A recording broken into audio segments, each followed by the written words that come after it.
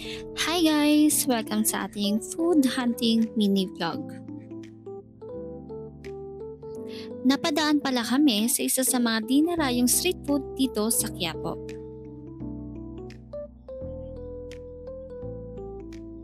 Sinubukan nga namin itong overload seafood with rice sa halagang 99 pesos.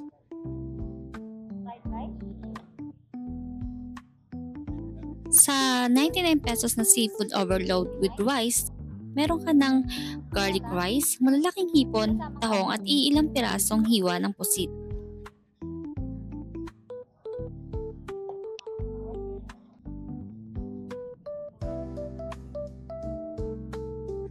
Pagkatapos namin kumain ay naglakad-lakad kami para tumingin ng makakainan namin sa susunod na pagbalik.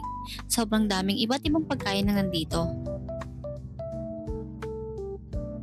So habang naglalakad pala kami ay nakita ko tong mango stick rice halagang 100 pesos dahil hindi ko pa ito natitikman kaya tinikman na namin to. Tinake out namin siya pa uwi. So dahil maikli nga lang ang video nito ay tatapusin ko na dito. So ayun lang. Bye!